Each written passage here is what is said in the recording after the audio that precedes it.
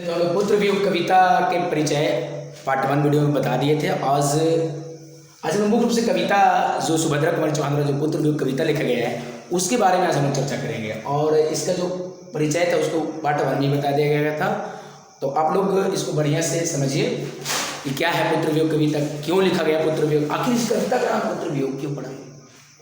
तो यह जो कविता है मुख्य रूप से एक जो माँ है, माँ और बेटे के प्यार की कविता है।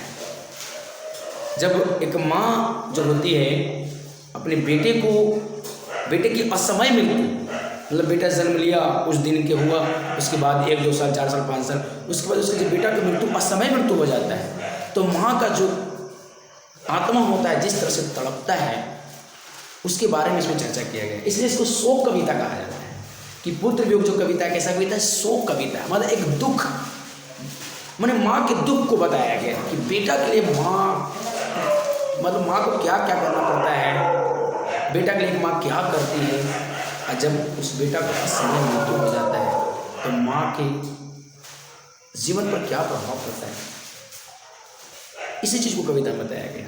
कविता को स्टार्ट करते हैं। सभी लोग जो क्लास 12 के होंगे और अपने बुक को साथ में रखेंगे, उसके बाद समझेंगे। सुभद्रा कुमारी चौहान अपनी कविता के पहले छंद में कहना चाहती है कि आज दिशाएं भी हंसती हैं। दिशाएं हंसते कहने का मतलब कि दिशाएं चारों 10 जो दिशाएं हैं हंस रही है, खुशी मना रही है उल्लास विश्व पर छाया, माने विश्व में उल्लास, विश्व में खुशी का माहौल है। लेकिन मेरा खोया हुआ खिलौना अपना बेटा को खिलौना कहते कवित्री, और कहते कि मेरा खोया हुआ खिलौना अब तक मेरे पास ना है। मैंने इस पंक्ति के माध्यम से कवित्री कहना चाहती है कि आज दिशाएं हैं जो 10 दिशाएं हंस रही हैं, पूरा विश्व में खुशी का माहौल है, उल्लास छाया हुआ है, लेकिन मेरा खोया हुआ खिलौना जो मेरा बेटा था उसका समय मृत्यु हो जाता है, एक बार मेरे पास आ जाती है। मतलब मेरा खिलौना मेरे पास नहीं आया, अब तक मेरे पास नहीं, इंतज़ार कर रही है। एक माँ इंतज़ार कर रही है अपने बेटे को कि मेरा जो बेटा खो गया, जो मेरा खिलौना खो गया, कब मेरे पास आ जाती, लेकिन मेरे पास ना आया। दूसरा छंद में कहती है कि शीत ना लग जाए। एक माँ अपने जब जो पुत्र का जन्म होता है, बहुत सारा देखा जाता है कि अगर पुत्र का जन्म नहीं होता है, संतान का जन्म नहीं होता है, तो एक माँ संतान को जन्म के लिए बहुत से प्रक्रियाएं करनी पड़ती है। कहीं मंदिर जाते हैं, मस्जिद जाते हैं, मदरसा जाती है, उन्हें बहुत सारी प्रक्रियाएं करने के बाद एक पुत्र का जन्म होता है। और वह भी पुत्र जन्म लेने के बाद अगर उसका असमय मृत्यु हो जाता है तो माँ के दिल पर क्या प्रभाव पड़ता है, उसके बारे में बताया गया। इसमें बताया गया, दूसरे छंद में बताया गया कि जब बचपन में जब पुत्र का जन्म होने के बाद कहता है कि शीत ना लग जाए, माने ठंड ना लग जाए, शीत ना लग जाए, इस भय से, भय मतलब डर से, नहीं गोद से जिसे उतारा, मतलब जिसे गोद से नहीं उतारा, ठंड ना लग जाए, शीत ना लग जाए, इस भय से ही डर से माँ अपने बेटे को गोद से नहीं उतारती है। छोड़ काम दौड़कर आई, काम कर रही थी माँ और छोड़कर दौड़ कर आती है कि क्या क्या हुआ, क्या माँ कहकर जिस समय पुकारा, जिस समय उसका बेटा माँ कहकर पुकारता है, तो जो उसकी माँ होती है सारे काम धाम को छोड़कर अपने बेटा के पास आती है। अदिति का आखिर माँ कहकर पुकारा, क्या हुआ, मेरे पुत्र को क्या हुआ। फिर कहता है कि थपकी दे दे जिसे सुलाया। जब एक माँ अपने बेटे को सुलाती है तो थपकी दे दे के सुलाती है, लोरियां गा गा के सुनाती है। जिसके लिए लोरियां गाई, माने एक माँ अपने बेटे को सुलाने के लिए लोरी गाती है कि सो जा बाबू, सो जा बाबू।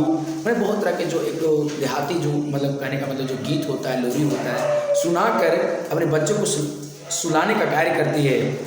जिसके मुंह पर जरा मलिनता, मलिनता कहने का मतलब जिसके मुंह पर जरा सा मलिनता, मतलब थोड़ा सा कष्ट में दिखा गया, तो इस पर आज चेहरा उदास क्यों है, थोड़ा सा चेहरा पर उदासी देखकर आँख में रात बिताई। मैंने कहीं अगर कभी कभी तबीयत खराब हो गया, कुछ भी हो गया, तो एक माँ अपने बेटे को चेहरा पर मलिनता देखकर, मैंने उदासी देखकर, तबीयत खराब देखकर रात भर मतलब देख आँख में रात बिताई, मैंने रात भर जाग जाग कर उसको सेवा करती है। जिसके लिए भूल गए अपनापन को, पूरा दुनिया संसार को भूल जाती है एक माँ अपने पुत्र के लिए। जिसके लिए भूल अपनापन पत्थर को भी देव बनाया, पत्थर को भी पूजना शुरू कर देती है। हम लोग देखते हैं कि जो गांव की जो महिलाएं होती है, या अक्सर देखते होंगे कि महिलाएं क्या करती हैं कि पुत्र के लिए बहुत सा प्रक्रियाएं को करती है। कहीं पत्थर, कहीं मिश्री चढ़ाती हैं, कहीं मेवा चढ़ाती है, कहीं मतलब बहुत सा मतलब प्रक्रियाएं करते हैं, कहीं नारियल चढ़ाते, कहीं जल चढ़ाते। तो उसी प्रकार से एक माँ बेटा के लिए पूरा संसार को भूल जाती है, अपनापन को भूल जाते हैं, अपने रिश्ते नाते सब को भूल जाते हैं, सिर्फ एक बेटा के लिए पत्थर को भी देव बना, अपने पत्थर को भी देवता बनाती है। कहीं नारियल चढ़ाती है तो कहीं दूध बतासे चढ़ाती है। कहता है कि जिसके लिए भूल गए अपनापन को, पत्थर को भी देव बनाया, अपने पत्थर को भी देवता बनाती है।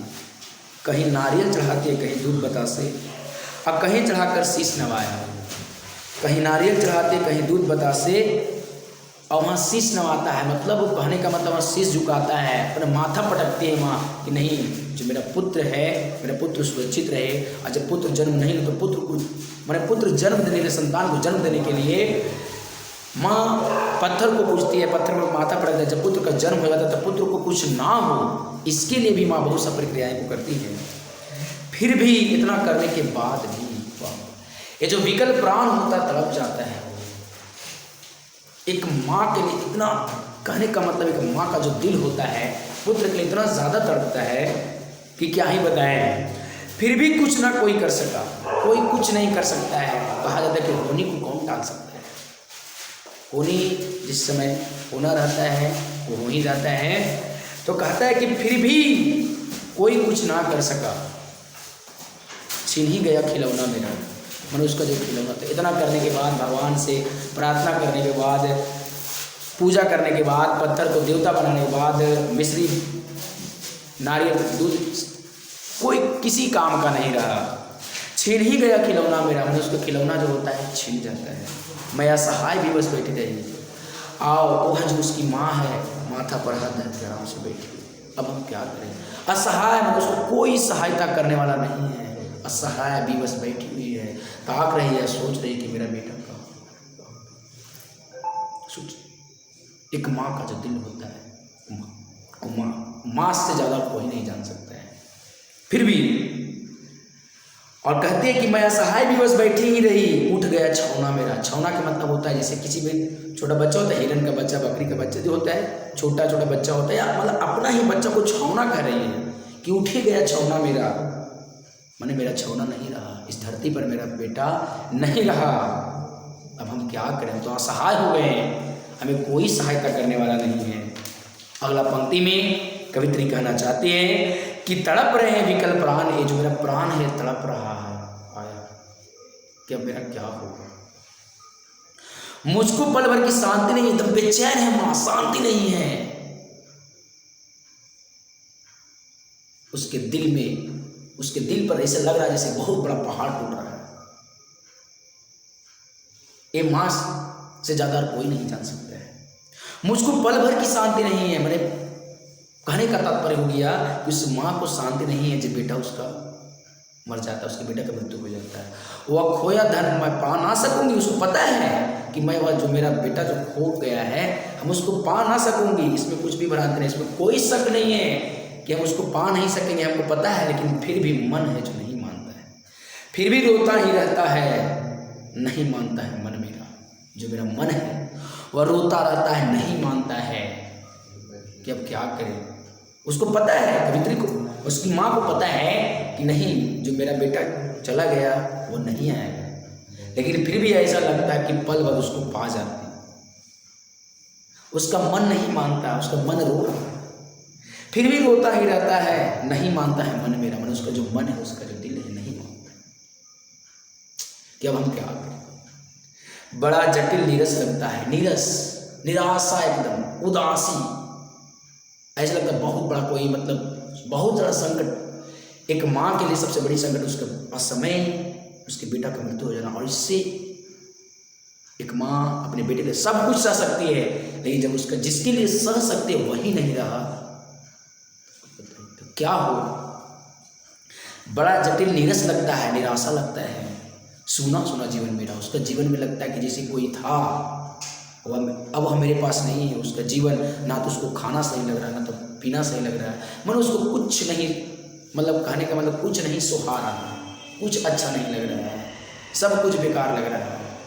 अपने पुत्र के वियोग में, अपने पुत्र के दुख में यह लगता है एक बार यदि पल भर उसको पा जाती, यदि एक बार उसको, उसकी माँ को लग रहा है कि यदि एक बार अपने पुत्र को फिर से पा जाती, जी से लगाकर, प्यार से, सर सहला सहला कर, दिल से लगा के, दम इस तरह से प्यार से लगा के, बढ़िया से, अच्छा से, और अच्छा से उसको सहला सहला कर उसको समझाती। कैसे समझाती और किस तरह से समझाती कि मेरे भैया, मेरे बेटे, मेरे भैया, मेरे बेटे, मेरे बाबू, सोना, माँ की ओर छोड़ ना जाना। अब माँ को नहीं छोड़ के जाना, एक बार उसको पा जाती तब कहते कि मेरे भैया, मेरे बेटा, अब माँ की ओर छोड़ ना जाना। बड़ा कठिन है बेटा खोकर माँ को अपना मन समझाना, कि मेरे भैया, मेरे बेटे, अब माँ को इस तरह से छोड़कर मत जाना, कहीं मत जाना।